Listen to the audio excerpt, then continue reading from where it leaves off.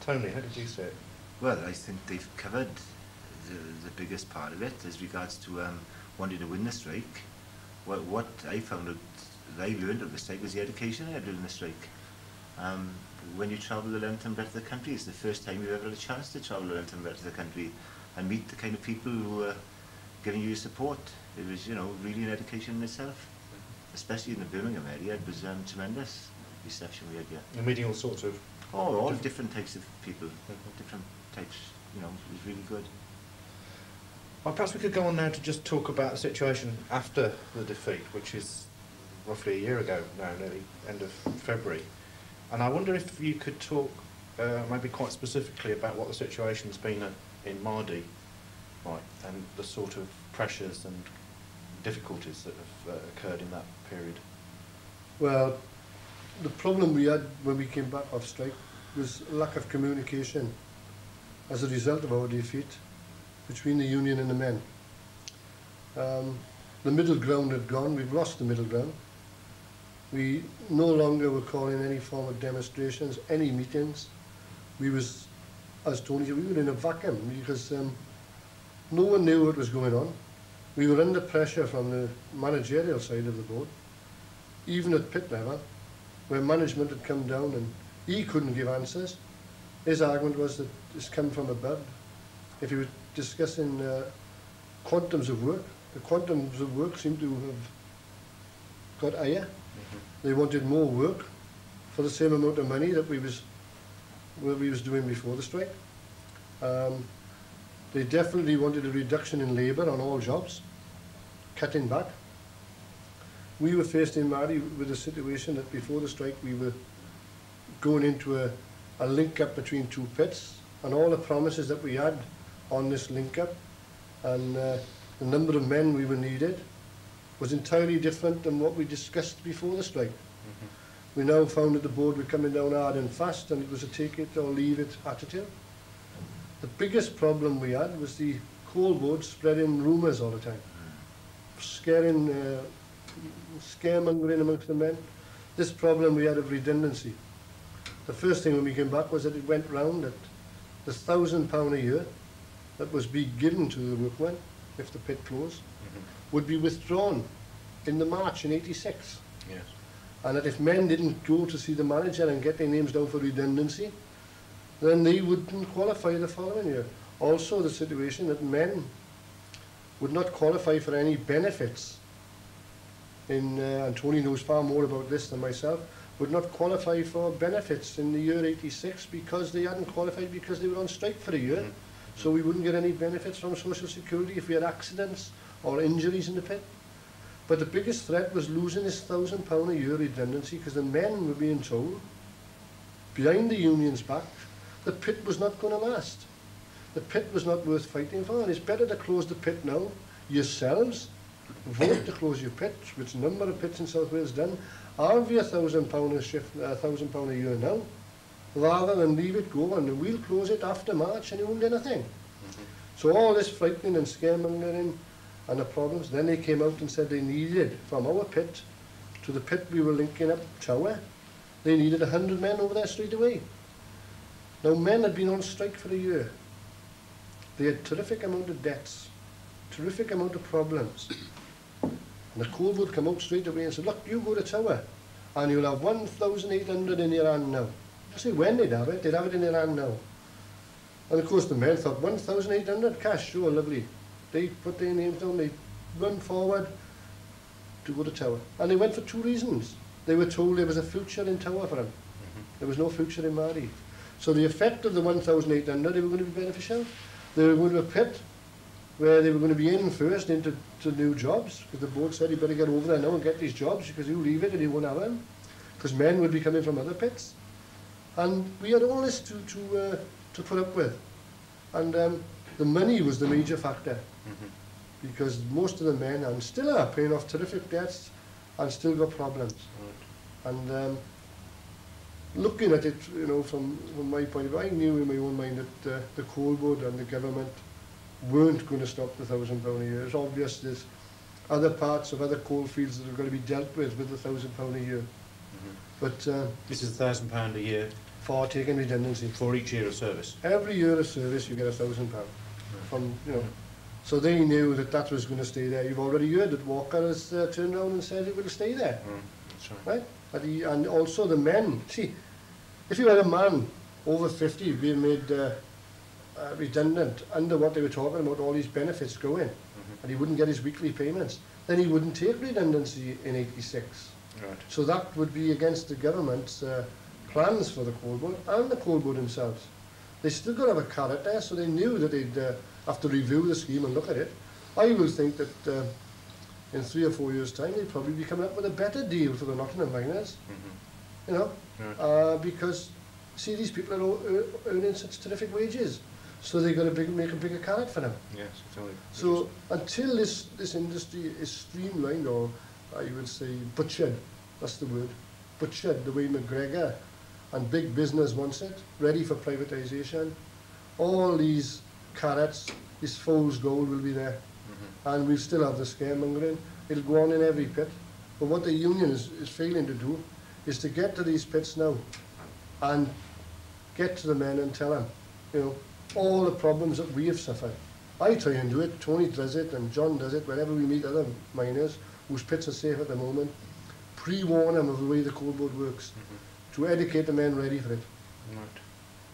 Tony, perhaps you could just say a bit about the actual working practice at the moment in Mardy pit, and what aspects of management are cooperative and what aren't in the situation. Well, we're in a far different situation now than we was prior to this strike, because as Mike pointed out, we was leading up to a link-up with the neighbouring colliery tower, whereas we had 800 men working at Mardy prior to the strike, we're down to 420 now.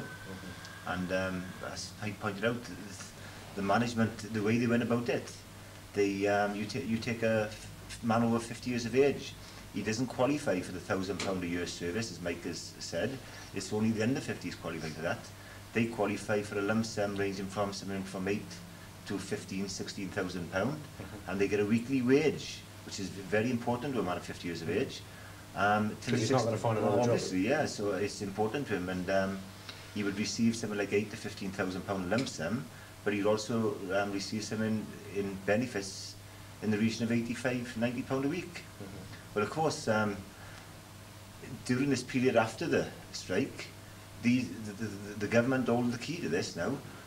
Because of the loss of stamps, insurance stamps paid, men wouldn't qualify for benefits, unemployment benefits, sickness benefits in 1986. So they held the key.